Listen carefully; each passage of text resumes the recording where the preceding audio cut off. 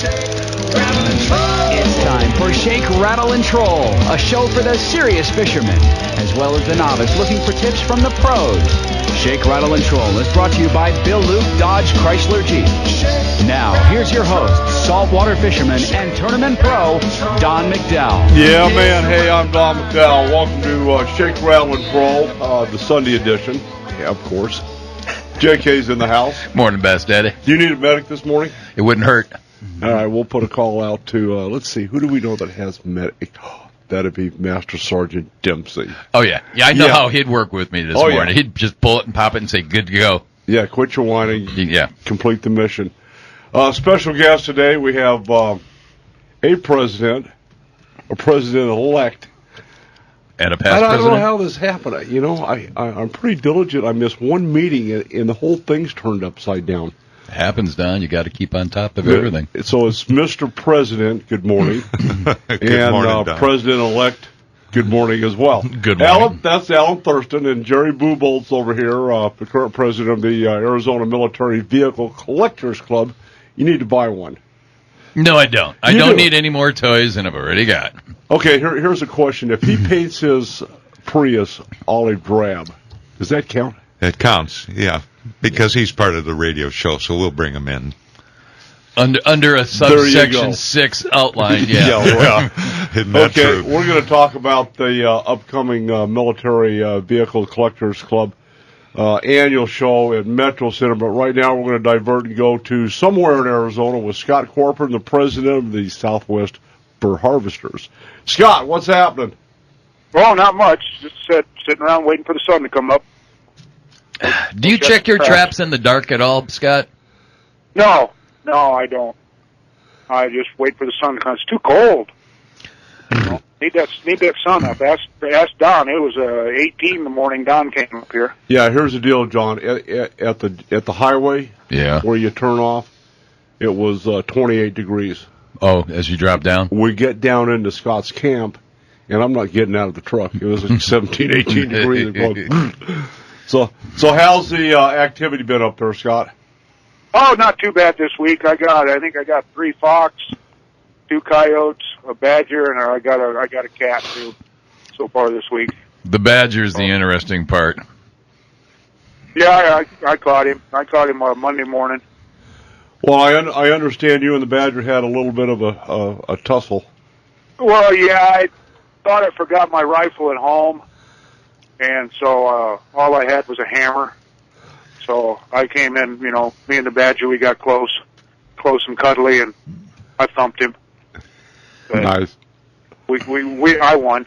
Yeah. He lost. Well, you're still chatting, and the badger is now a headpiece. I think that qualifies you for a man card.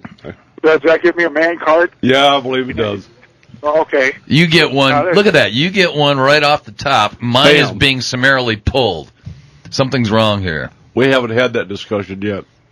Really, the badger was surprisingly calm. He just sort of sat there and looked at me as I walked up. I was only about, 8-10 inches away from him when I hit him. But that's the second one. That's the second one I've caught this year. Wow. Is there a lot of activity with the pig hunters and deer hunters up there? You saw a few pig hunters this weekend, not like the opening weekend, but I did see some pigs for you, Don. They were about a mile north of the windmill you were stopped at. There was a herd of them in there and some bunch of rocks. Ooh. Come across the road in front of me, so I was seeing some sign, and we're doing the pig network here, pig intelligence gathering. For you. I like that. Pig intelligence gathering, the pig network. Yeah, we're talking to the ranchers and all the cowboys and everybody that's out here in the woods all day long chasing cows, and we'll have them pretty much dialed in for you in 2 or 3 weeks when you get up here. Roger that. All right, well, we're going to wish you a good rest of the day and certainly good luck on your trapping efforts. How long are you going to be actually up in the woods? I'm going to be here until the 1st of March. Season closes on the 28th. I'll start pulling up and bring equipment back in probably the 26th or 27th and start getting ready to head home on the 1st of March. Hey, Scott, real quick question. Yeah. Aren't some of the furs still prime after the end of February? Going in through March, aren't they still good? Yeah, the cats are still good for a couple weeks after that. The coyotes are going downhill real fast right now. The fox are probably still good, but we got to give them time off, to make new ones for next year. The coons, like I said, the coon season for hunting them is open till the 1st of April, and I've got some pretty decent coons clear into the end of March. Their fur's still pretty good. So, but that's what the rules are. It closes on the 28th, and I'll be heading home. All right. Well, best of luck for the next 30 days. Absolutely. Okay. Take care. All right, Scott Corpin, president of Southwest Fur Harbor, somewhere. I'm not going to divulge. We don't do that. Yeah, never. All righty, back to you guys. We've got a military vehicles collectors club. How big is the club? How many members do we have? Well, Don, the membership will float somewhere between 125 and on the lean years, maybe down to 75 or 85. Wow. And we've been in business for over 25 years. So. And how'd Alan get elected? How did that happen? That was under your watch, by the way. Well, I didn't see any campaign signs. Alan's been pretty active in the club, and he's our newsletter editor, and he volunteered to be the new president for 2014. So we're glad to have him with us this morning. Wait a minute, volunteer? Yeah, I'm going to say. It says president-elect on my notes here. That's not the president volunteer. Yeah, he'll take over in February. So nice. Yeah, we got to get through our show. You do a great job. Absolutely. If it weren't for Alan, we wouldn't have a clue what the hell was going on. I'm serious. Yeah. There are people who do newsletters that keep everybody advised. Because if I want to know what's absolute necessity. Yeah, if I want to know what's going on, you get a hold of Alan. Yep. So that's good. Metro Center. I'll be over there today. This afternoon, the Mopar Car Club is having their big annual event at Metro Center. Mm-hmm. But they've kind of taken a turnaround. They used to have, not that you'd do it in your Prius, but a moratorium on cruising. I've cruised in the Prius. That's scary. It looks bad. I look at everybody else's hubcaps. I know what it's like. Yeah, right. I think that's called driving. Okay. But they're really are starting to cater to the car clubs. There's have you been to the car museum over there? Yes. Yeah, It's pretty impressive. Yeah, a lot of good stuff to look at. So yeah, I haven't been there. Is there any military vehicles in there? Not that I've seen. They've offered some space for us to put some of our vehicles on display. And that hasn't happened yet. Wow! But we're really impressed with the new ownership of Metro Center. Since they've taken over, they've put on numerous events, outdoor events. And, of course, they offered the space to us for our 23rd annual military show coming up next weekend. And they've been nothing but pleasant and cooperative with us. It seems like there's not enough that they could do for us. And I'm sure the other car clubs are experiencing the same thing. I've been to one over there. Went with Fast Track. I don't know what it was. May have been one of all makes and models, classic cars, something like that. Yeah, they're going to be out at Bill Bass Days, and we have a number of military vehicles coming out from AMVCC to Bill Bass Days, and we'll have the vintage vehicles with the modern day stuff, whatever that stuff definition is from the National Guard. Stuff. Yeah, stuff that's still bobbing and weaving a little bit. But if anybody I trust can pull it together, it'd be you by the time that show's on. I don't know. I'm having a little bit of a problem with the air mission request. No. Yeah, think. Well, I don't get it. Luke Air Force Base. A hop, skip, and a jump. On off. They've got appropriations of, from what I understand, it takes $300,000 to fly those Thunderbirds around for a little bit. And they're doing 3 air shows. 3 air shows, and they can't just drop one in on we had, just like the damn Air Force, we had Bill Bass Day's date the day before I walked out of there, so they wait till we get our date publicized and they put our date right on us. Mm-hmm. So I'm, let's just say, real happy with Luke Air Force Base. Anyway, moving along. What are some of the things the club's doing at Metro Center? Well, with the show that we have coming up, it is the largest show in the Southwest. Throughout the years that we've been doing it, it's been growing every time. So there's really something there for everybody who really is into military vehicles, and someone who isn't into it, but wants to learn a little bit more about a lot of these old vehicles. To look at. Yeah. So we have with all our membership, we've got something for everybody. Whether it be something small like a Jeep, a lot of larger vehicles, 2.5-ton trucks, 5-ton trucks. Gosh, I don't know what that. Got any tanks? Yeah, as a matter of fact, a friend of ours from Albuquerque, Dan Dolan, is going to bring his World War II M18 tank. Really? Yeah. And if you get a closer look at the thing, and he opens up the rear end of that thing, you'll see that is a airplane motor, air-cooled. I don't know, 12, 16, 24-cylinder, whatever it is, Didn't the air-cooled. M48s have Hemis in them? Say again? They had Dodge motors, Chryslers. Yeah, during World War II, particularly, you'll see that. Hang on, we've got to hold that thought. We've got to thank some of our sponsors, including Bill Chrysler, Jeep, and Dodge. Yep, by 17 to West Camelback Road since 1927. Right on. We'll be right back. It's so easy loving you. I sat on the stand with Paw from the time I was 3 years old. All righty, we're back talking about a M18. I don't know what that has to do with fishing, but we're going to tie it in. You're on a roll. Don't stop now. Yeah, we're going to tie it in. So that tank's coming from where? Albuquerque? Albuquerque. Nice. Yeah, actually it's stored at a yard down in Chandler, Arizona, so we're going to have it trucked out and put on display. And then there was some talk about this thing going to some veterans organization out at the TPC. So it may be on display there. No, we need to remains have that be out seen. at, we need to talk about this off there. I'd like to have that tank out at Bill Luke Bass Days, sitting right as you come in the point of entry. See if we can arrange that with the barrel pointed out to the highway. Yeah, I like it. It's a pretty impressive thing. The kids love it. By the way, our show is real family oriented. There's things there for kids. So bring the they shoot them out of a cannon. Yep. Bring the parents can bring the kids or their grandparents. Bring them out. There's plenty for kids to see and do, and there's toys out there, military as we like to call it, that kids are interested in. So yeah. I've attended a couple of times, and I'm really stunned by. What is it? There you go.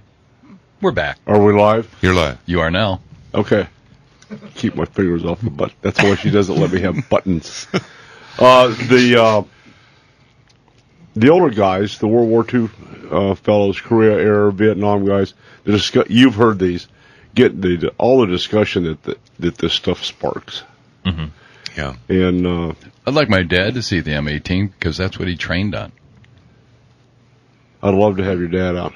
I'd like to. I'm going to talk to him about that. Well, today. bring him out. We'll have the 923A2 out there. We'll have extra chairs and a shade and Kool-Aid in the cooler.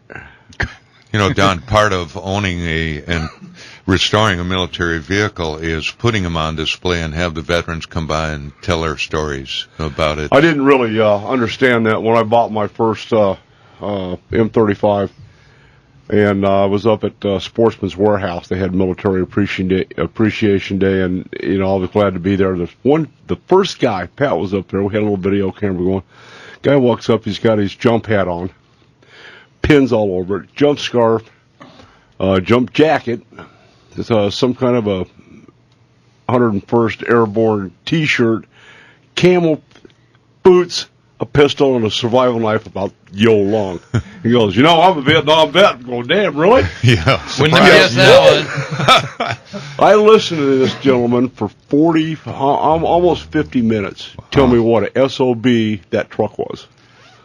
Because that was it was debuted basically in 1970 in Vietnam. Yeah. 69 or so. Thought I could write a book on the stories that the veterans tell us, military vehicle owners, the things that happened while they were in combat or while they were in the service. It's amazing. And some of them are pretty scary too, but it's always fun to have them come out and look at the vehicles and talk about them. They relive some good memories and sometimes some not so good memories. I haven't heard any bad stuff. I thought Vern Bagley was going to have a flashback, but he came back. He came back to it about the time we got up to Carefree Highway. Yeah. He kept looking in the back and go, Vern, what's the matter? He goes, I was just making sure those knuckleheads weren't acting up like they usually are. You can be standing around your vehicle there, and you can almost spot that veteran coming up ready to talk to you. And usually the first question or the first statement out of their mouth is, I used to drive one of those. Nice. Yeah. And of course, that opens a conversation, and we're glad to see them come out and talk about their vehicles. So, Yeah. Well, with the do's and half, most of the time I have to end the conversation with, says, with all due respect, let me ask you something. At the end of the day, did it beat walking? He goes, oh, yeah, but I go, we're done. We're done. Yeah. So. That's next weekend out at Metro Center? Yes, Saturday and Sunday, the 25th and 26th, from 9 a.m. to 4 p.m. Rain or shine. Rain or shine. Oh, yeah. Adult admission is $5. Children under 18 are free. And any teenagers, we like them to be accompanied by parents to keep an eye on them. But I'll pay my dad's $5 to let him see the M18. Good stuff. Yeah, I'll bring him in. Yeah. Yeah, if you'll see me at the show, we'll have Dan giving a 50-cent tour of that M18. It's I guarantee you, he could probably tell you all about it. Probably. His dad, if you don't know, 43-44 was on the ground as a private with the Army at the Battle of the Bulge. Oh, my. He served through all of that. And Got some interesting tales to tell. If you're real good to him, he'll let you feel his shrapnel. Yep. Ooh. Nice! Yeah. He never had it taken out. He always, he didn't want to have anything done, and he said they always laughed at anybody who tried to go in and get anything done if they just had bits of shrapnel they hit. Bring him out. It'll be a privilege to meet him and chat with him and show him the M18. Absolutely. Yeah, I'm talking to Sergeant First Class Andy Gettle and the Veterans Day Parade, and Mr. Colorzar was there. And I don't remember the other gentleman that came up, but he was first wave of Iwo Jima. Yep. 90 years old. Wow. And those two got to talking, and we're listening, and Andy came over afterwards. He goes, I'm embarrassed. I go, why? Andy was in Fallujah, okay, with a attack squadron. He said, I feel bad. I said, why? You did your job. He said, yeah, but I went back to my bivouac area, and I bitched because the internet wasn't up. After listening to these guys, Yeah. times change, technology changes. What a difference. I was at the staging area for the Gilbert Days Parade a couple of years ago, and at that time I had a 43 military ambulance made by Dodge. And this elderly gentleman was standing off about 20 feet, and he was looking at me. And, of course, to get the conversation started, I said, well, what do you think of it? And he came by, and he proceeded to tell me that he was an ambulance driver during World War II. Wow. So I invited him to get up inside the cab and said, and he's sitting there staring out the window, holding on to the steering wheel, and you could see tears rolling out of his eyes. And I said, are you all right? And he said, yeah. He said, I drove one of these in World War II, but it's the worst job I ever had. Yep. Yeah. And so I invited him to join me in the parade, and I said, well, I'll bring you back to wherever your house is or your car. But he declined. And then he walked off, and he stopped, turned around, pulled out his wallet, pulled out a picture, black and white, of him standing next to his ambulance during World War II. Wow. Of course, most of those World War II guys, they were 5'8", 120 pounds soaking wet. Yeah, recent statistic, we're losing 18,000 of them a day. Yeah. We're about to run out of WW2 guys. I know. So we certainly extend them, all the courtesies that we can, particularly the World War II guys, and like to see them out of our show. What other heavy armor do you have coming out?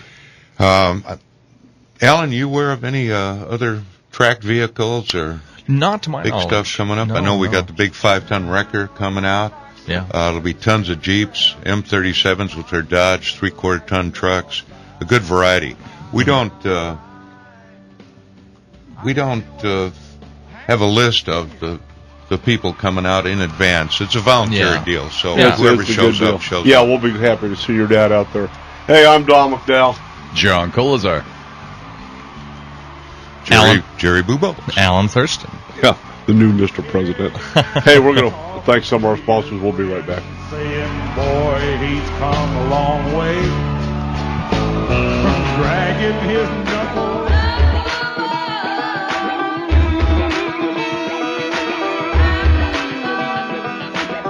Gonna rock the boat. Gonna slam a jam with a brand new note. Banging my head like a billy goat. Gonna rock. All righty, we're back. Before we get in trouble, I want to introduce a guy that you need to know. A lot of respect for Phil Tumbleson.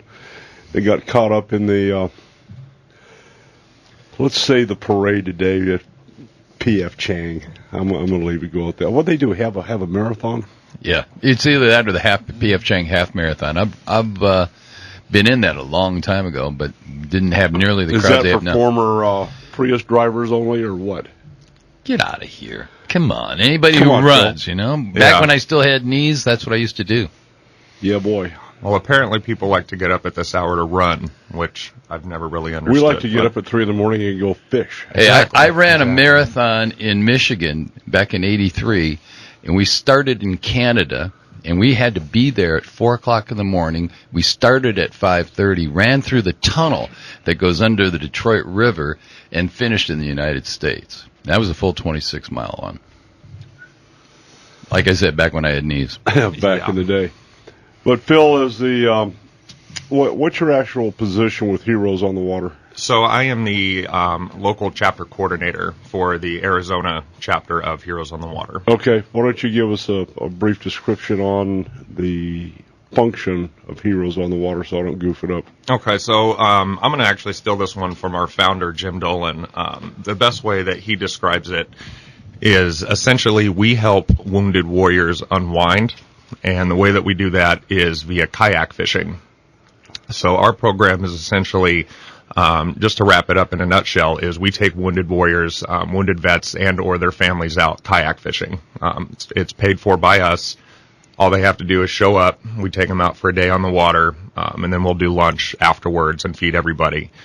It's very, very simple in the sense that the equipment and the process of getting out on a kayak is very easy to learn.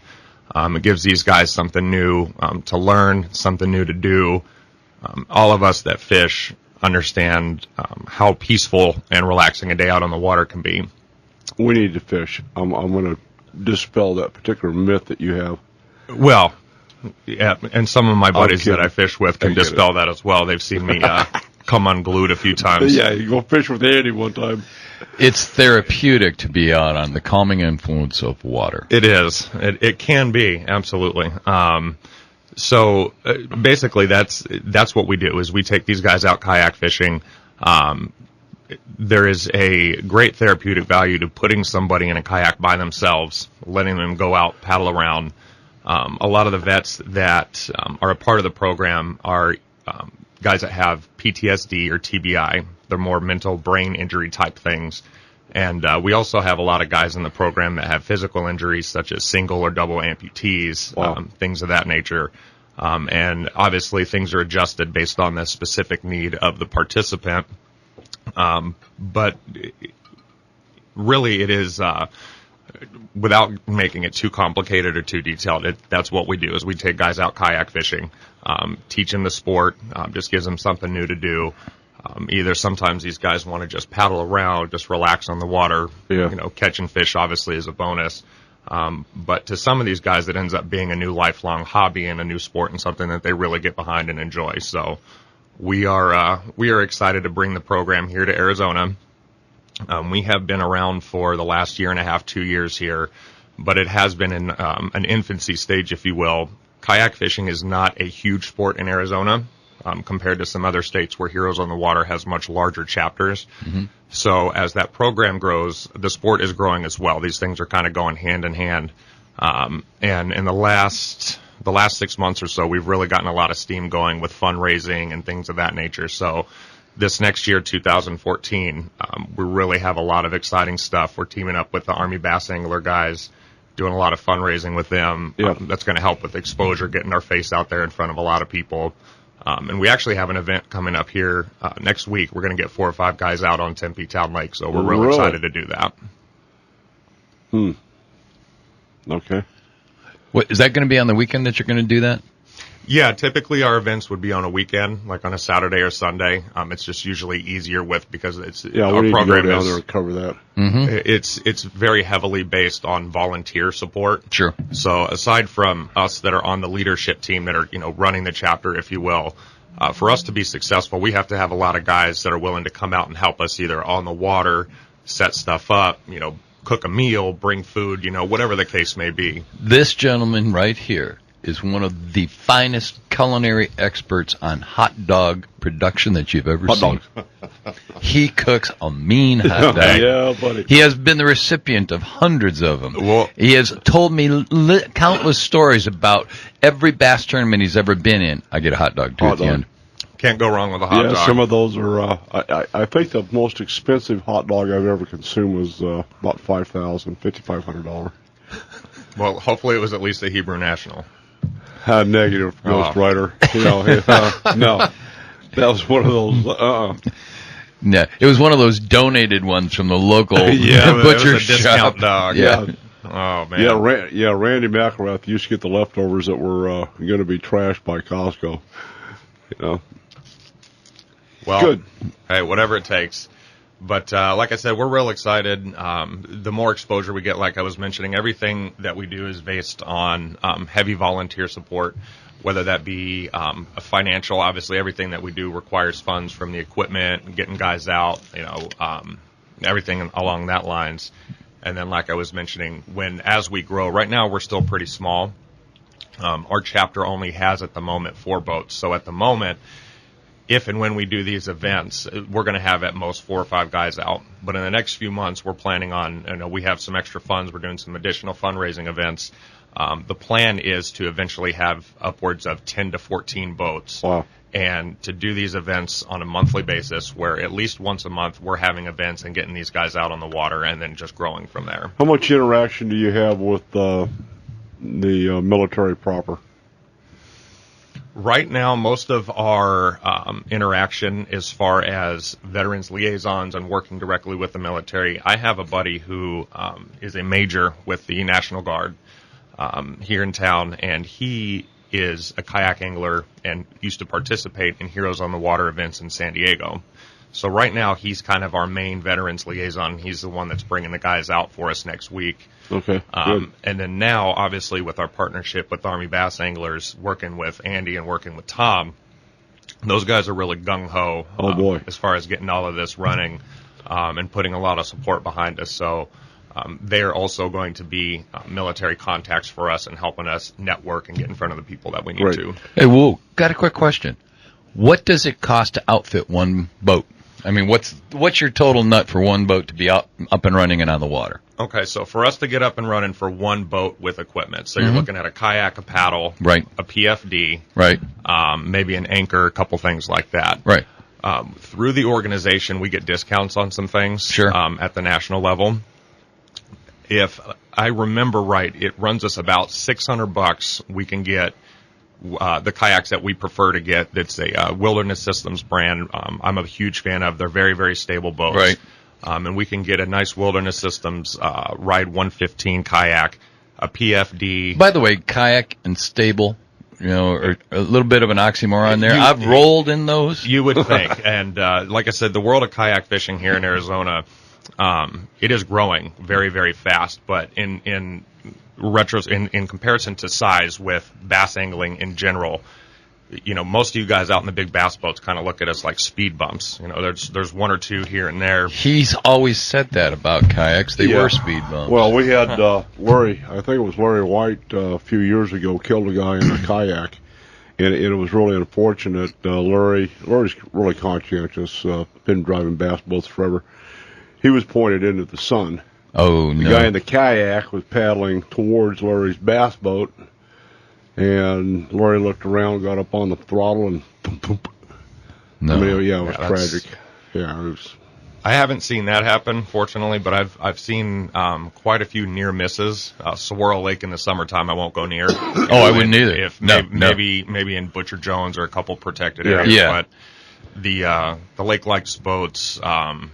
Bass. It can just get crazy. Which is People part of aren't the paying problem attention. too. A lot of most of the other states have much smaller lakes instead of impoundments that are so massive, and that's why I think you'll see more activity. But like you said, if you put it in Butcher Jones Cove, which is very small, it's small and it's easy to access and get in and out. That's the deal. How many national chapters are there? Right now, I believe we have 42 chapters Wow. in 20 plus states, and Yeah, we're that's huge. growing. We're growing. All right, guys, hold that thought. We're going to stand down, thank some more of our sponsors. When we come back, we have the dubious task again of roll call for January 19th, of which we have 3 fallen soldiers for last week. We'll be back. All righty, we're back visiting with Phil from Heroes on the Water. Alan, when do you take office? Well, usually how it works is, we have our big show, obviously next weekend, the 25th and 26th, and our meetings are always on the first Thursday of every month.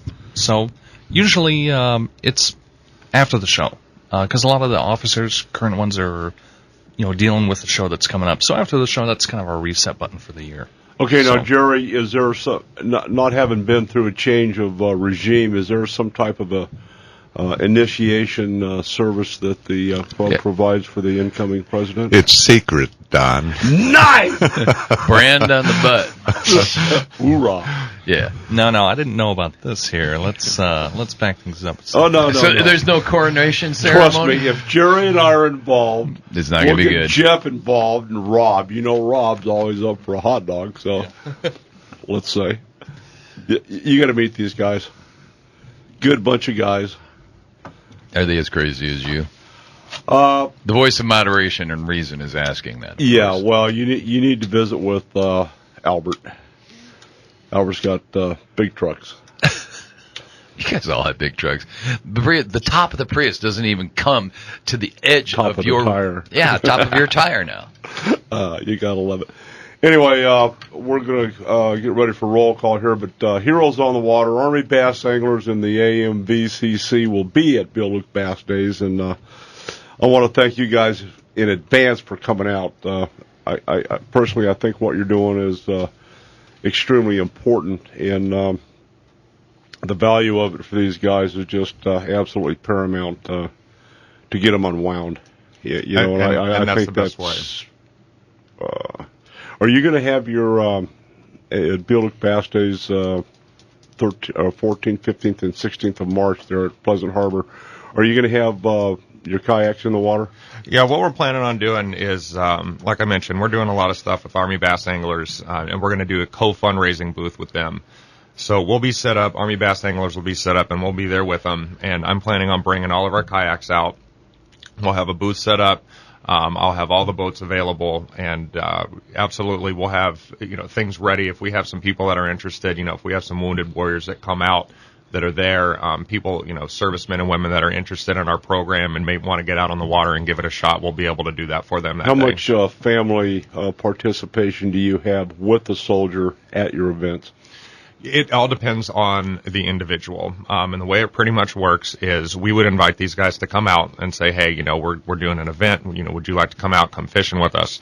Some of these guys prefer to have a family member or a friend come with them. Yeah. And if that's what they ask, if they say, hey, do you mind if I bring a buddy, even if it's not, necessarily a veteran, if they have a brother, a sister, a good friend that they're just more comfortable coming out with, then we would do our best to make sure that they're accommodated and that we have something for them to get out on the water as well.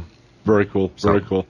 Well, if you have special needs and want to get some of these guys in bass boats, we'll have a certain number of bass boats available at Bill Luke bass days. Awesome. Take them out, and I don't know if we can get them unwound in a 250 horsepower. We can wind them up.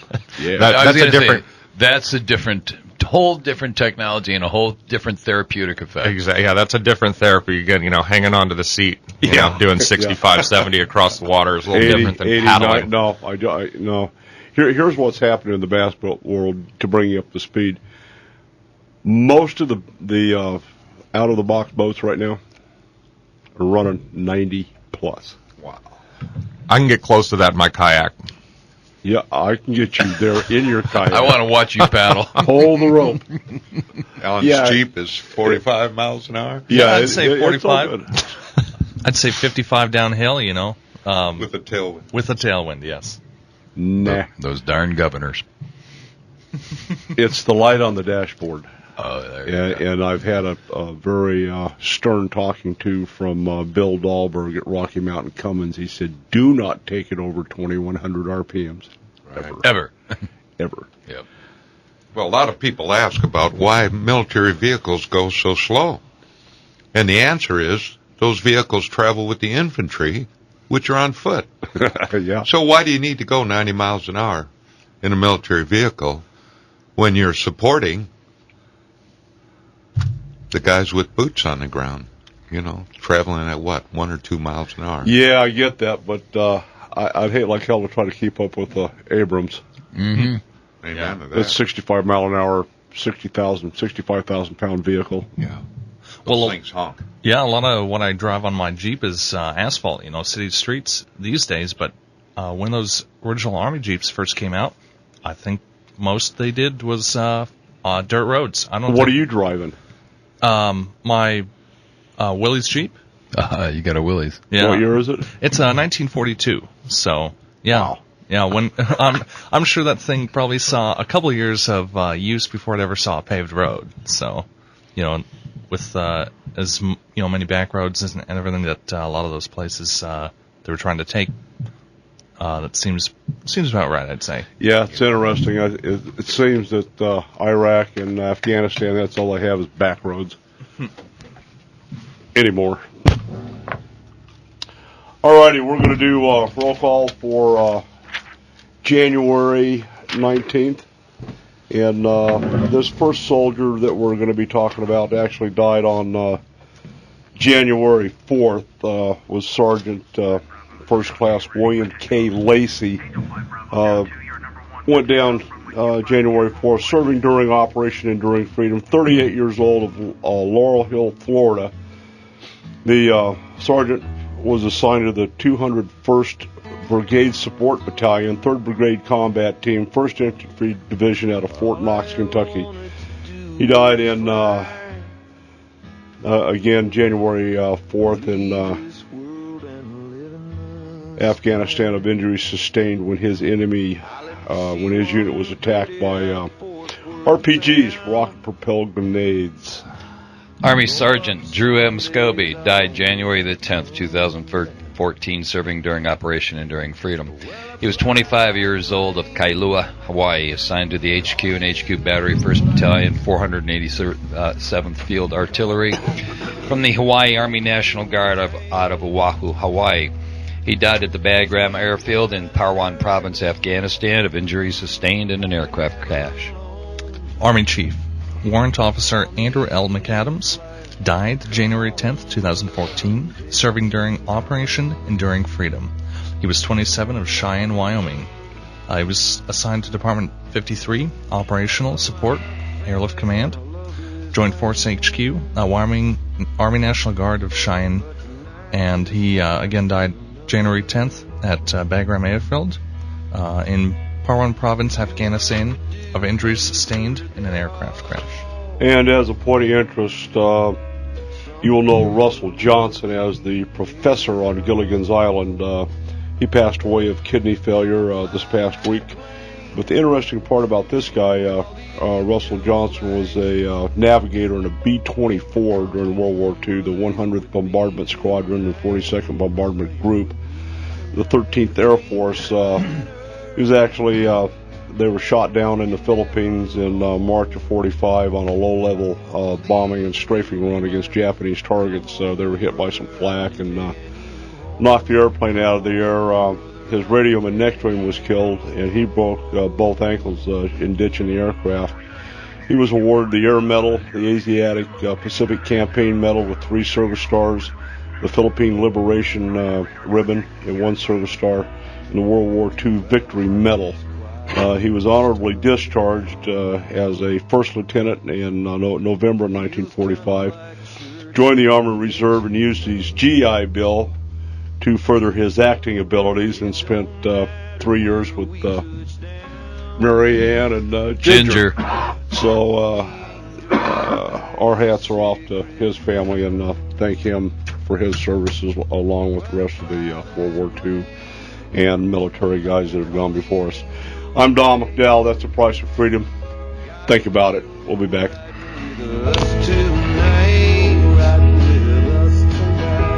heaven and earth, you're never alone. On the angel flight, come on, brother, I'm taking you home. It's time for Shake, Rattle, and Troll, a show for the serious fishermen, as well as the novice looking for tips from the pros.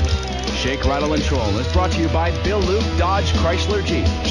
Now, here's your host, saltwater fisherman and tournament pro, Don McDowell.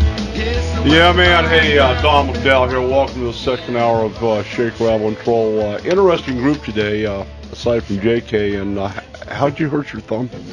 I wish I knew. I know I dislocated it probably about 14 years ago when I was wire cutting one day, and I did way too much, and it separated out. Wire cutting? Were you cutting fences? Yep. I'm telling. I'm just saying. Old habits never die, man. And we have the current president, Jerry Bubold, and president volunteer, not elect. Okay, that's about to get induction. There's going to be a surprise and a coronation, too. Yeah, at Metro Center next week at the the 23rd annual Arizona Military Vehicle Show. 23rd annual? Yes, and it's, of course, like you said, 25th, 26th January, 9 a.m., 0900 to 016, or not 1600, but 1600 hours, so pretty much all day, Saturday and Sunday.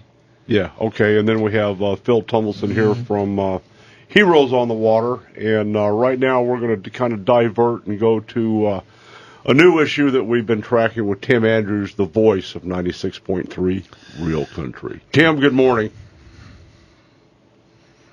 Tim, are you there? Tim, please come back to us. You know what? That is revocation. Can hear you. Okay, we got you now. All righty. Hey, All right, welcome to Shake, Rattle, and Troll, man. You get another stripe on your man card. Hey, absolutely. Mine's safe. I mean, No.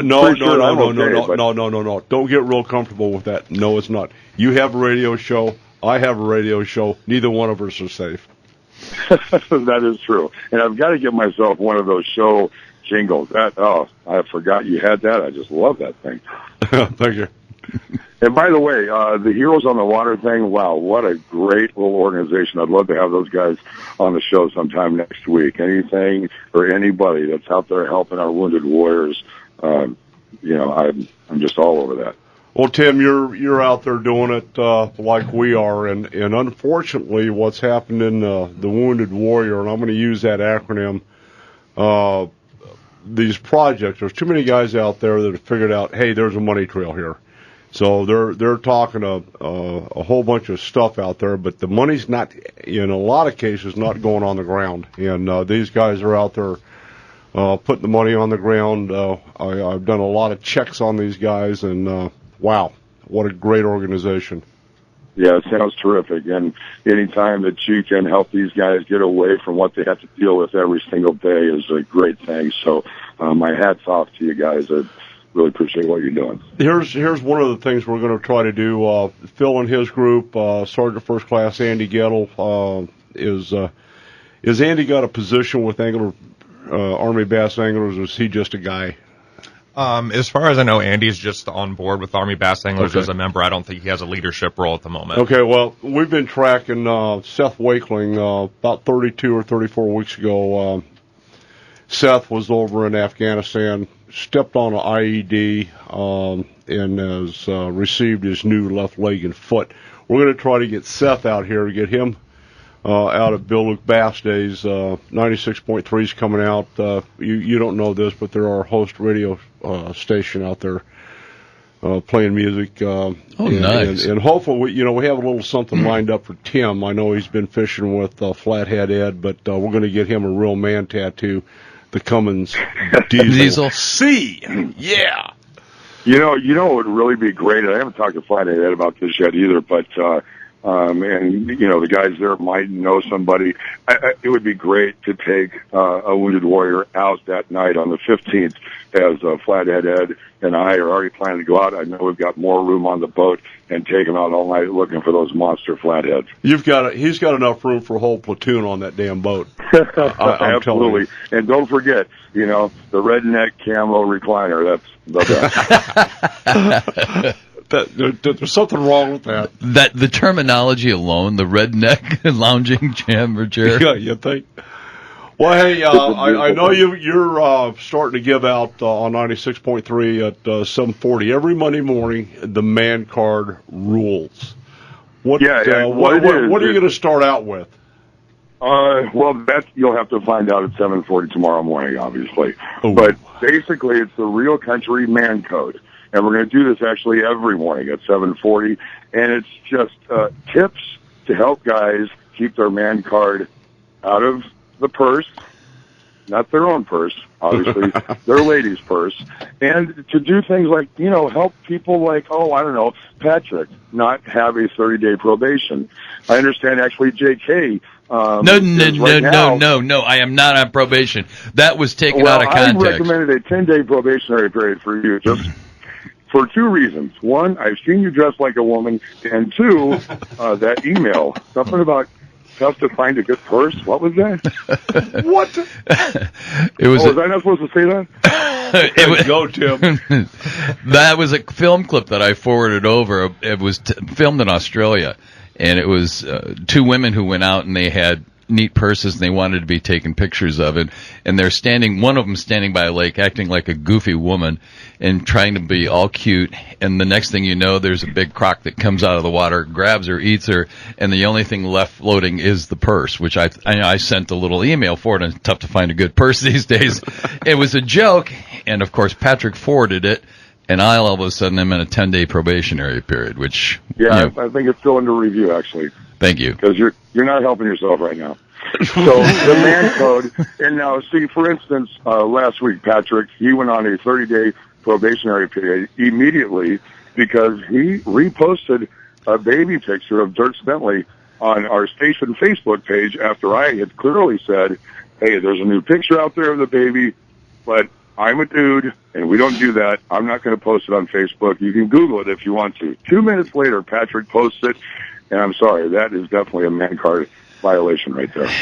Well, the next day, we dressed him up and got him out of his pajamas, got him in camouflage. He had his 511 tacticals on, didn't shave, gave him a shotgun and some bullets, shotgun shells. And he went after the honey badger. Yeah. We sent him after a badger with a stick. So hopefully that'll the review committee will find it appropriate for him to be reinstated at some point in the not too distant future. Well, actually, as soon as I received the picture of Patrick holding a freaking badger, I said, okay, probationary period's over. We've reinstated your man card, because that's cool. You're right, Patrick. Photoshop does work. No, I was there for real. Yeah, he had a little bit of a problem getting the badger away from the dog. So three dogs, 3 hunting hounds. So, all right. So, JK, how is your Dolly Parton costume coming for next Friday night? Ain't happening. That photo is 6 years old, and that was a Halloween costume, and it was the worst thing I've ever done in my life. Do you know that I wear a size? I've actually seen worse. Oh, good. Well, I wear size 13 and a half. I thought you were going to P.F. Chang's for dinner. No. Well, I hope one of you guys will man up, and I'm actually dressing up as Dolly Parton's ugly older sister next Friday night at Waddell's Longhorn. Are you really? No. No. Holy crap. You're not only going to be put on probation, you're losing it for a year solid you do that. Yeah, not going to happen, but there will be a lot of interesting Dolly impersonators out there trying to run front row tickets and backstage passes and cash. So, y'all, one of y'all should just dress up. It'll be fun. Not worth it. Nope, I don't care. 30 years ago with Dolly, yeah, not now. No, JK, not in the circle that we run in. No. Absolutely. Well, hey, Tim, keep us posted, and you're welcome here anytime. And I want rules tomorrow. I'm listening tomorrow morning at 7:20. I got to pick up that first of the rules. I need to know them all. Because I'm going to hand out violations to everybody I know as soon as possible. Well, hey, we've got to cover each other's back. I mean, we've got to cover each other's back, and that's what it's all about. 7:40 tomorrow morning. It's the Real Country Man Code. Tim, I'm going to ask one thing of you. Just put a little bit of thought into it and figure out where you'd like to have that Cummins tattoo. You know what? I'll ask my girl where she'd like to have that tattoo. Right on. All right, Tim Andrews. You can catch him over at 96.3 Real Country every morning. Keep up the great work, guys. All right, thanks a lot. All right, having said that, we'll get back to business after the break. We're going to thank some of our sponsors, including the Cummins guys. There you go. Bill at Chrysler, Jeep, Dodge, Ram, beyond.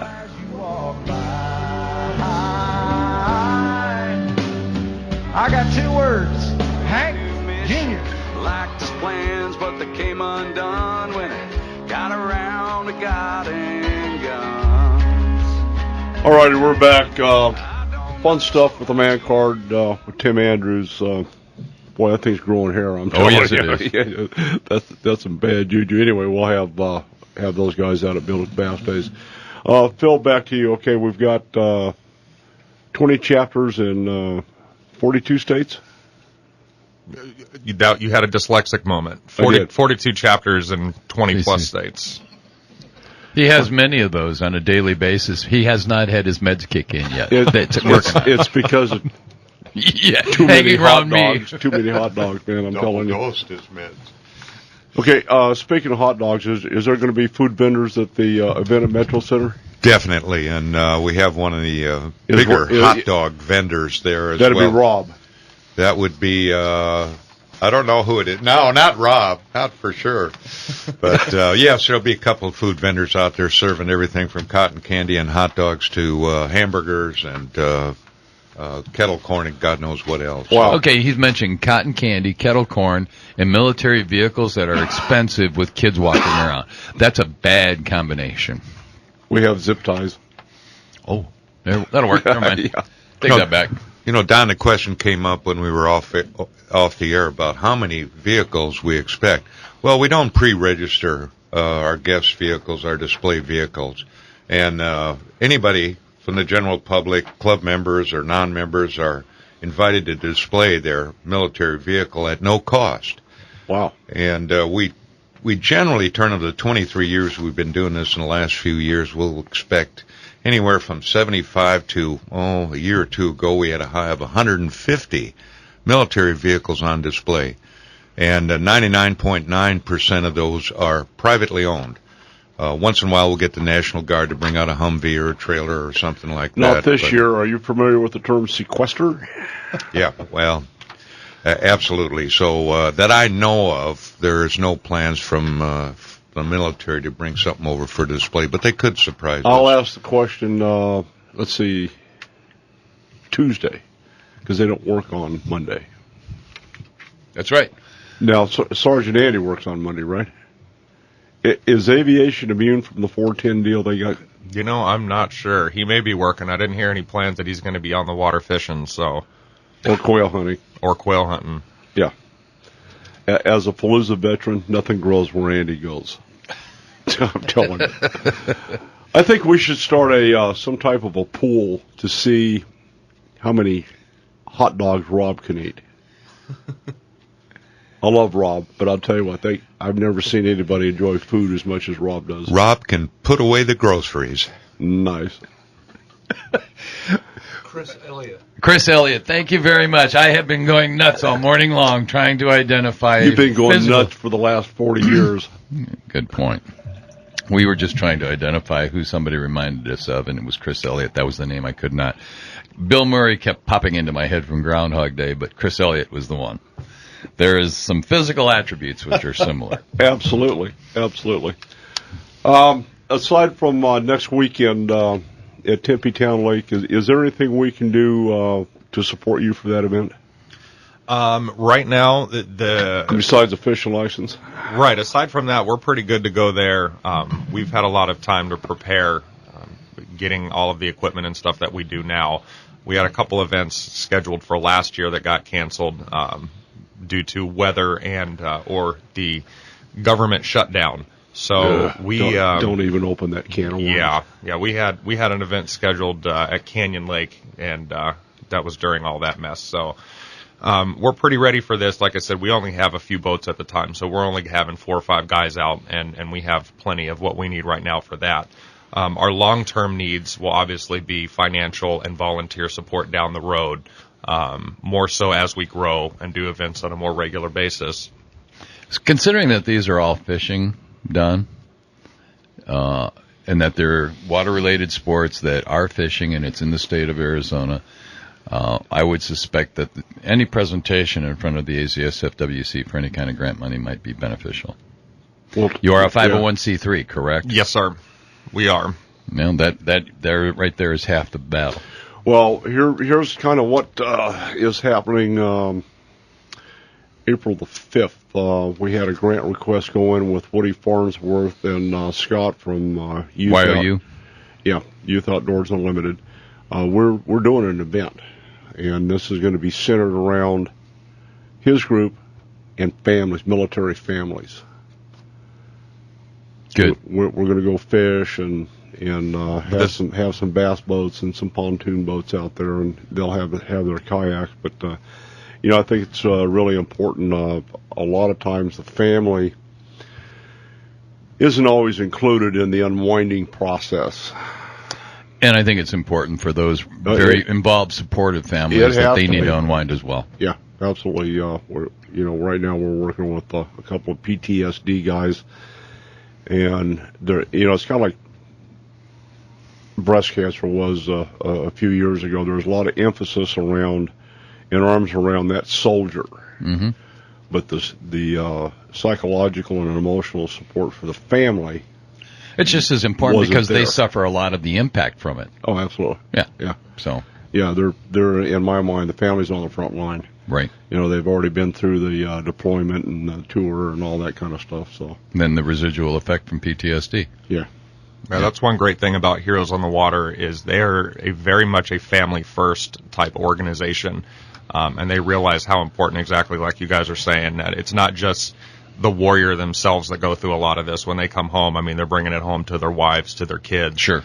All of that stuff. So it's very important to be there for the entire family unit and just whatever that they need, to help unwind and just kind of get back into the groove of some sort of a normal day-to-day. And we appreciate that too. That's the accolades for not only what you do for those people who are the wounded warriors, but also trying to encompass a whole family so that they get back to some sense of normalcy. We appreciate that. Yeah, good luck with that. Yeah.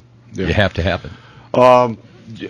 President Jerry had mentioned the Buckeye Airfare and Air Show. Do you have any information on that?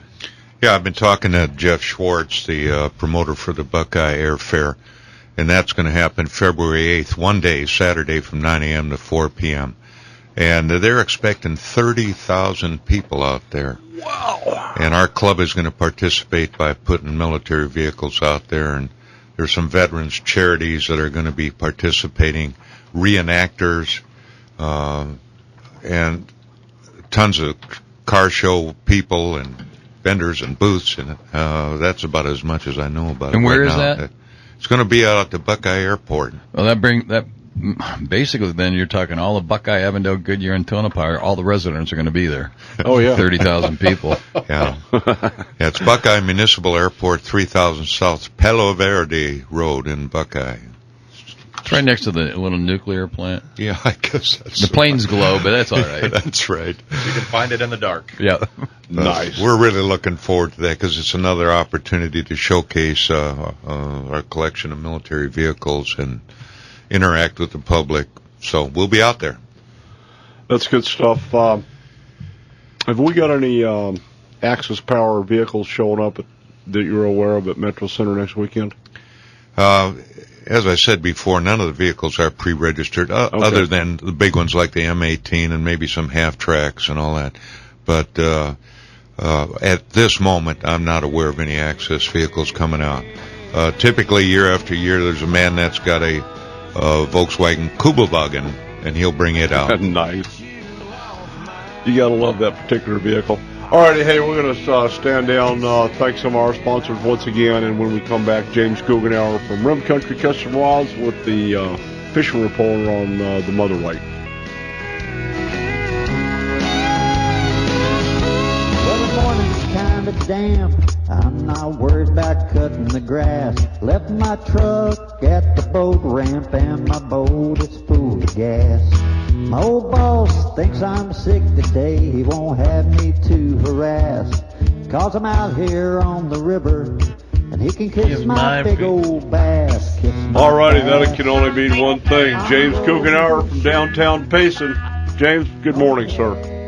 Good morning, Don. How you doing, brother? You know, we're having a lot of fun today. We're not talking about a lot of fishing, so we're just going to turn that over to you. Okay. I've been listening online there. Hey, so I told the people in Pono Basin that I would do this at the risk of building your ego up. But the business owners in Pono Basin wanted to pass along to Tom McDowell and Shake, Rattle, and Troll their gratitude for helping game fish understand the impact of the gizzard shad on Belt Lake. And I told them, you sure you want to do that? And they said, yeah, they wanted you to know that they really appreciate your help there. Well, I appreciate those kind words, and we've got a long way to go, and it's going to take the whole community to engage and get this magic bullet put in the lake there. Yep, I think some guys that were talking down at the tackle box, you know, they keep talking about this $356,000 number that's dedicated, and a lot of guys in Pono Basin admitted they don't even understand how much money that is. But sounds like a good thing. Yep, we're on it.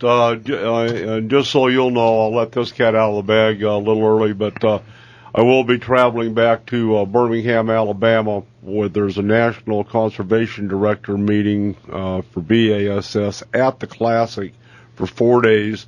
3 of those 4 days, I'll be sharing a room and guiding Chief Cantrell down the conservation process with Jean Gilliland, who has replaced Noreen Clow as she was our former national director. Jean is the author of Keeping Bass Alive and a number of other great things. We're honored to have Jean as our new national conservation director. So film at 11 on that one.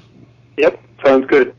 Okay, for the fishing report, on Roosevelt, it was called Fair to Good this past week. The water level in the lake remains at 47% full, and it's been at that level for months now. This hasn't changed a lot, mainly because they're not taking a lot of water out for downstream use, and the fact that we're not having a big inflow of water into the lake. This is typically the time of year that we start building reserves into the lake.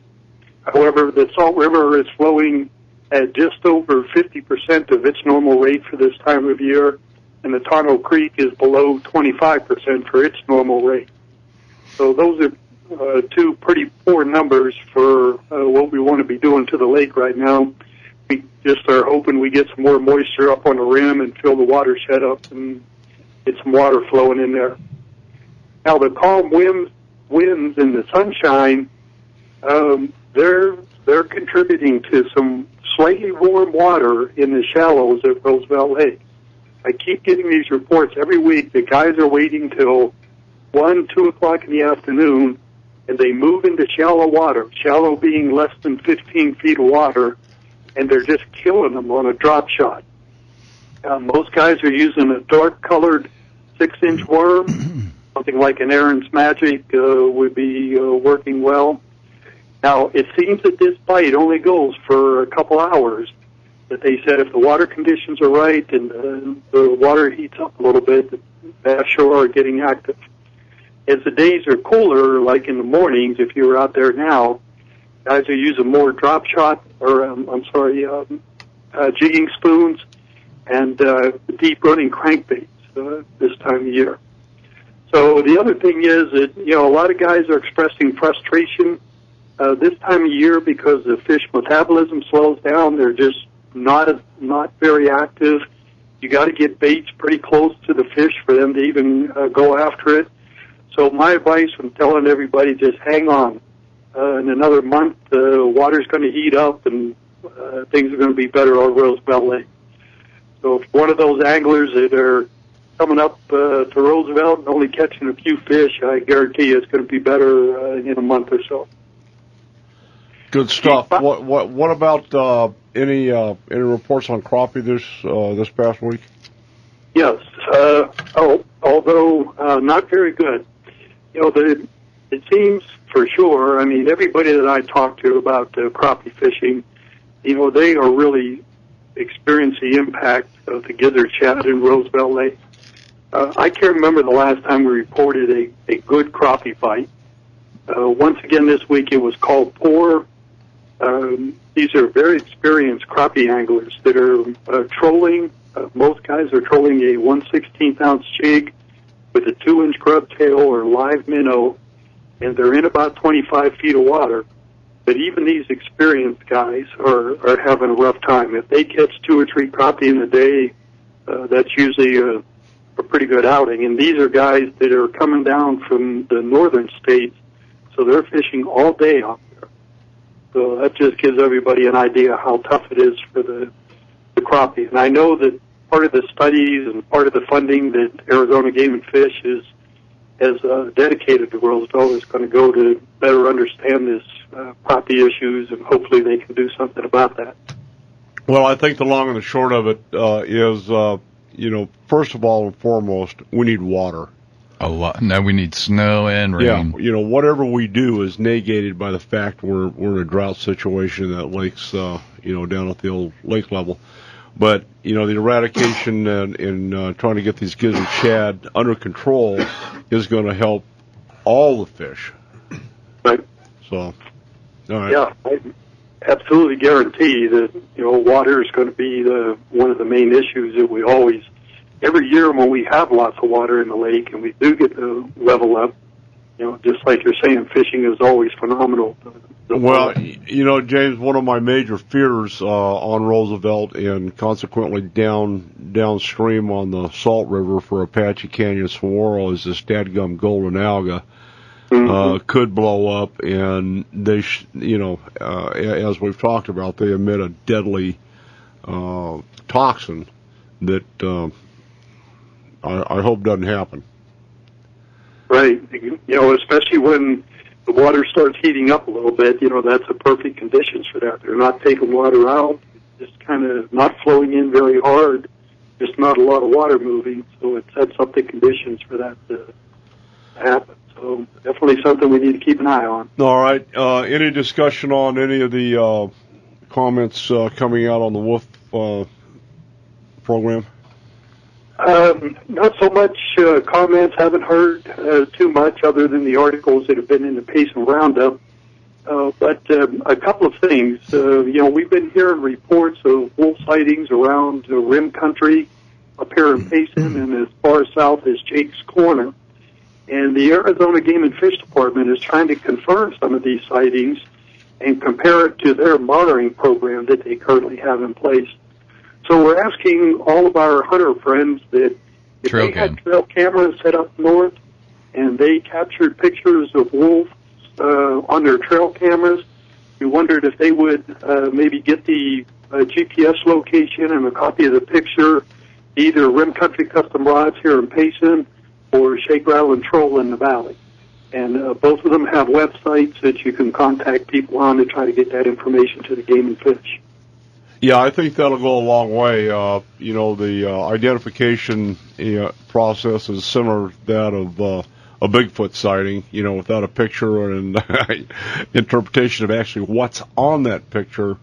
We've seen a couple of photographs that we think were wolves, and the Wildlife Service says, no, those are coyotes, and we beg to differ with their identification. So.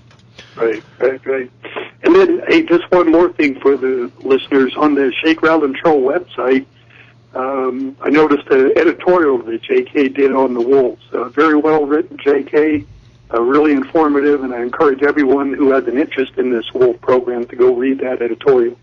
Thank you, James. I appreciate it. Sure, no problem. All right, what else you got for us today? Just one last word that we're giving all of our fishermen. It's the time to get your fishing tackle ready.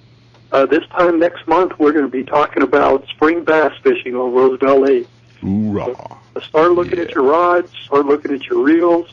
If you need any repairs, let me know. I'll be glad to get those started for anybody. And get ready. Spring fishing is coming.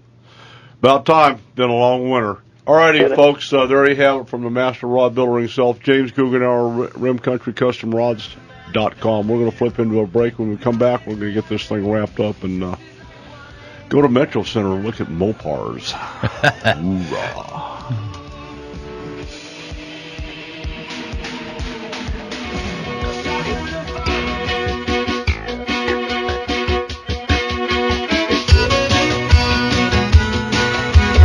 Kind of sounds like Dwayne right there. All righty, we're back. We're going to get this thing wrapped up. I want to thank Phil for coming down, and thank you for engaging with the soldiers. Really important doing what you're doing, and we'll lend any kind of support that we can. Just keep in touch with us. You're welcome back anytime. Give us an update on how you're doing. Well, I appreciate it, Don, and I just wanted to also, thank you again for letting us come out with the Army Bass Angler folks at Big Bass Days, set up, do a little fundraising, and get our faces out there. We're going to have a blast out there. We'll get you all the stuff that's going on out there. We've got Muggy on playing Saturday night, the Dina Preston Band, and even though what'd you call me, dyslexic? Yeah, I do. I would never do that. Yeah, I'm going to break your other thumb. We can sign him up as a wounded warrior because when we're done, I'm going to stab him in the thigh. It's rule 3. I got a kayak for him, so good. We'll get him out there. I've rolled in kayaks before. I learned that the one thing you do is just keep rolling. Just keep rolling. Yeah, just keep going. Yeah. Well, hey, I also want to give my contact information out there in case Please anybody wanted to get in touch with me. You can email me directly through our Heroes on the Water site, which is our email address is arizona@heroesonthewater.org. We have a Facebook page as well, which is www.facebook.com/azhow. And you can also reach me directly. My cell number is 602-284-5517. So any hero-related on the water questions, concerns, please get in touch with me anytime. We'll post that up on the SRT website and make sure everybody tries to get a hold of you at home after 10. So, okay, Mr. President. Yes, sir. Nice. First I want to thank Don and everyone at Shake, Rattle, and Troll in KFNX for having Jerry and I here, letting us in and, have the airwaves today. So we got you past security. Yep. Just to recap, everybody's welcome. It's 25th, 26th of January, so next weekend, 9 to 4 in the afternoon, Saturday and Sunday. If you have a military vehicle, like we discussed before, you don't have to pre-register, don't have to pay. If you do want to just show up, $5 an adult, It's a great show if you're into military vehicles. It's even a great show if you're into just classic cars, and want to see something different for a change. So there's just going to be a lot of cool stuff. If you want to check out more information, it's www.armytrucks.org. So I've been going to the show since before I was even in the club. It's been going on for a long time. So he's very well spoken. Yeah, absolutely. He'll be stuttering at the end of his term. Wow.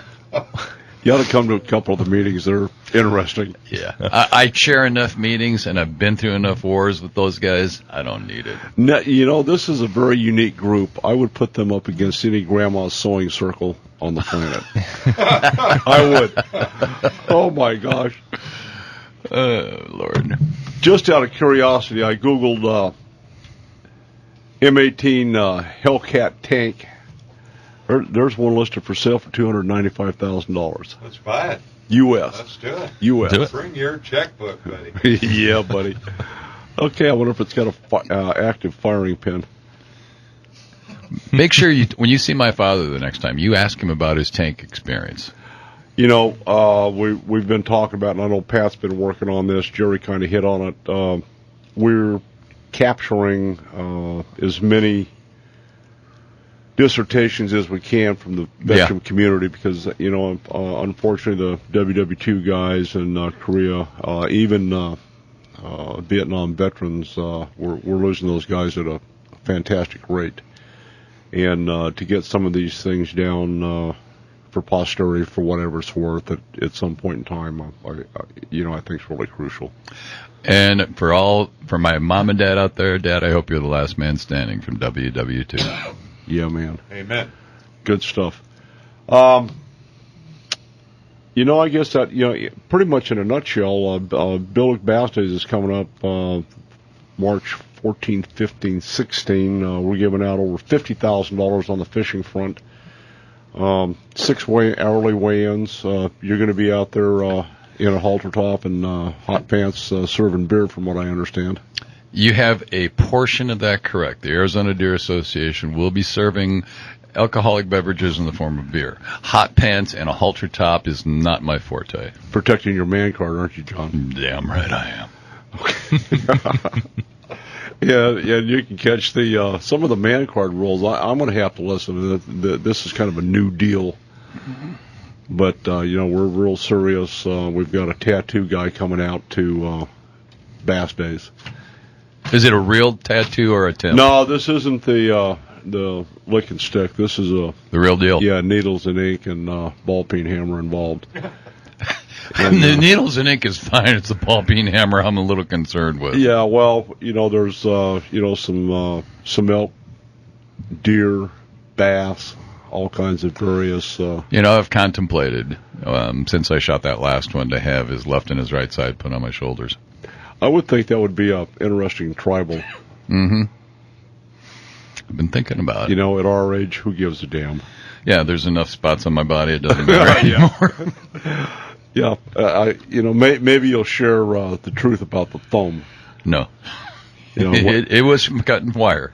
There's no doubt. No, I was not getting into a chicken coop.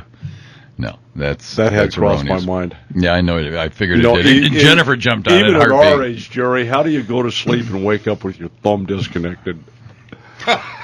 It's a challenge, I'll tell you that. Of course, as we age, that's not nice. Things happen. Back off. Back off. All right, I don't have anything more. Have you got anything to add on behalf of Arizona? ADA? Yeah, the Arizona Deer Association. Yeah, we're going to have a project, and it's going to be the week before Bill Bass Days, 9th, 10th, and 11th. We're going to be putting at the Twin Buttes area, which is just north of Roosevelt Lake. We're putting in 2 5,000-gallon water tanks for wildlife in that area. Where do you cross over? Is that the Pumpkin Center? Right there. Yeah, we cross the creek over there and head up that one road that goes all the way up towards Picture Mountain. That's the one. How far, as a crow flies, is that from Pumpkin Center? We're probably about 5-6 miles up the hill. It's not bad, and it's travelable, and I know we're going to set up a camp up there. But what I'd like to do is for people who want to work on that project, and typically Saturday is the real busy day, bring shovels, gloves, work boots. We'll provide the meals. Hot dogs? No, we're not going to do hot dogs. I am not about to put my body through that kind of an effort and wind up with only a hot dog. Is Strike doing the food? We're working with Scotty. We're working with him. We're going to try and have something. That's a challenge. Yeah, and Scott, bless his soul, I absolutely love the fact that he likes to serve a good meal, but T-bone steaks at the end of the night, while they're volunteer basis, I have a little bit of a hard time justifying. It's just a mental thing with me. But a really good sirloin burger, I have no problem with. He makes the best beans in the world, and baked potatoes. It's a good dinner. Phil, what do you feed your guys after they get off the water? Out of curiosity. Usually what we try to do is just something simple. We usually do like just a picnic type lunch. We'll bring sandwich stuff. Okay. Do sandwiches, water bottles, Gatorades, that kind of thing. As we grow and as we do larger events and make these more of like a full day type of thing, we'll absolutely get the barbecues going and do things of that nature. So it's going to evolve into hot dogs, isn't it? Oh, no. Hot dogs galore. There'll be hot dogs coming out of every year. You have this fixation, but it's only because you've been raised on it. No. Well, that's true story, but, almost without exception, every fishing derby you go to, fishing tournament, there's a hot dog. Here's the kicker. At the Bassmaster Classic, I guarantee you, when those guys get out, they're fishing for $1 bazillion, some of the best anglers on the planet. When they get off the water, going to the meet and greet, you know what's going to be at the buffet counter for them? Hot dogs. Hot dogs. I guarantee it. I about fell out of my chair at Pittsburgh. I mean, it was brutal on the water, and here these guys are, and hot dogs. We're going to change that philosophy. We're going to upgrade. No, it. you're not. Yeah, we are. Bill Luke Bass Days, we're not going to serve hot dogs. The ADA will put some kind of food out there, but we're serving a lot of beer. No, trust me. We can talk to Pigley's at the fair, have hot dogs. Oh, no. Yes. Pigley's at the fair, pulled pork. Give me a break. All right, hey guys, thanks for listening. Support Heroes on the Water. Come out to see us at Metro Center next weekend for the 23rd annual AMBCC annual show. Support J.K. in his efforts to get his man card. Thank you. We'll appreciate it. And nice job, Patrick. Glad you got your man card revocation lifted. I'm Don McDowell. John Colazar. Jerry Bubo. Alan Thurston. Phil Tumbleson. Take your kids fishing. Hug your bass boat. Salute a soldier. We're out of here, man. Well, guess the